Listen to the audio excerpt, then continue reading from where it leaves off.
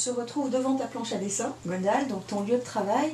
C'est l'occasion de parler justement peut-être un peu technique et puis projet, puisque là, devant nous, donc les planches d'un nouvel album qui devrait sortir. Est-ce que tu peux nous en dire un petit peu plus? Je viens d'amorcer une nouvelle série qui va fonctionner également comme Oracle, c'est-à-dire qu'il y a 5 tomes, 5 dessinateurs, 5 scénaristes, et en fait on fait chaque tome sur un moment différent, et là ça concernera l'histoire de Bretagne, donc il y aura un moment de l'histoire de Bretagne dans chaque tome. D'accord. Et comment je fonctionne? Je fonctionne avec... Alors, un storyboard? Voilà. Le storyboard, donc il est découpé par le scénariste. Donc là, j'ai 2 scénaristes, hein. J'ai Thierry Gigourel et Nicolas Géry, qui fonctionnent en binôme sur une construction un peu aventure, épique pour Nicolas, et le côté très historien pour Thierry. Donc le découpage, j'essaye de faire en fonction de ce qu'il me propose. Et on essaye d'avoir ce côté épique, aventure, justement, qui est souhaité dans cette série.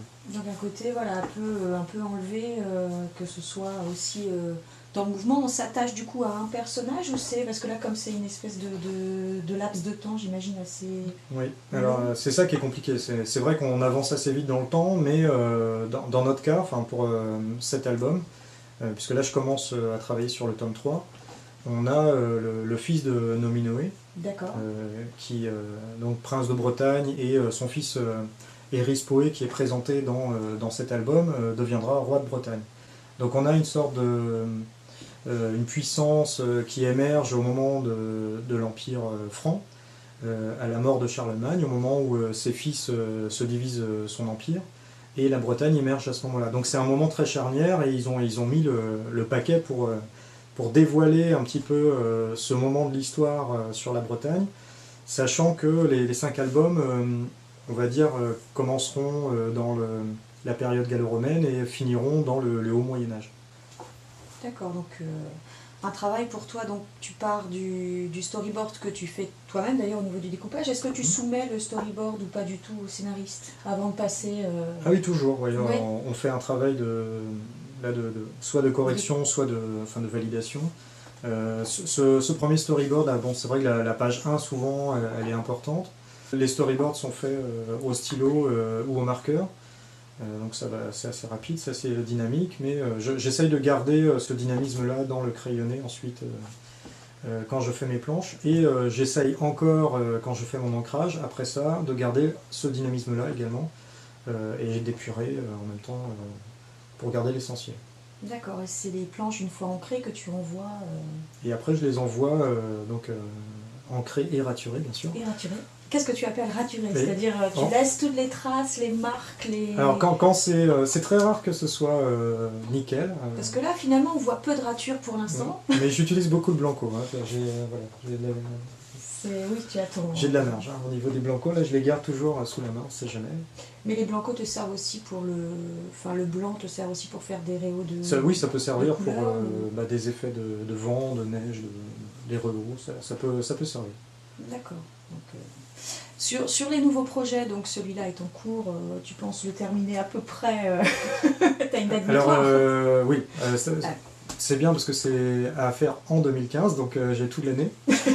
Donc... J'ai également le tome 5 dans cette série à accomplir, mais ce sera en 2016, donc j'ai encore une année, c'est bien.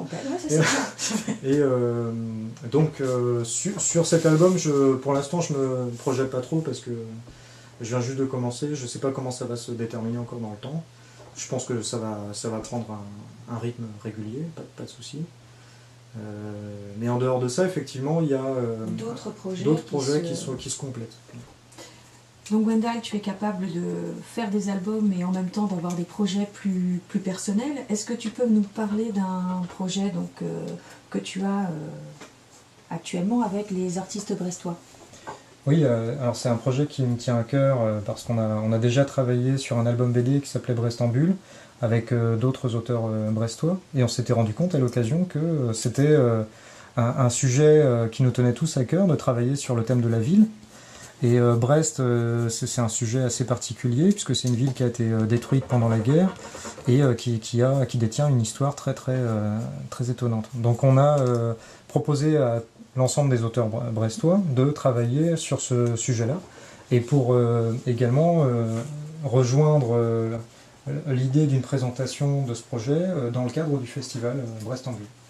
Oui, en effet, le festival Brest en Bulle devrait se dérouler en 2016 à Brest. Donc l'occasion est belle de pouvoir coupler une exposition avec les artistes brestois qui sont mis en évidence, enfin qui sont mis en avant, on va dire, tous les ans dans ce festival, et puis votre travail. Donc est-ce qu'il y a déjà quelque chose d'entamé, puisque je vois que...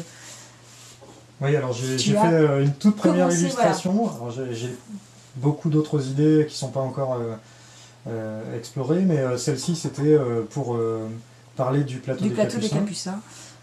Alors là il est question d'un plateau des Capucins complètement virtuel, hein. Il est fantastique, il est dans un univers steampunk que tu apprécies. Oui. Voilà, donc je continue à travailler dans un univers assez personnel, et j'espère que d'autres auteurs vont trouver également un angle pour parler des mêmes sujets, avec leur style à eux, et qu'on dévoile en fait dans le cadre d'une revue, pourquoi pas, un panel comme ça d'imagination différente sur le thème de la ville de Brest. Voilà, un projet enthousiasmant.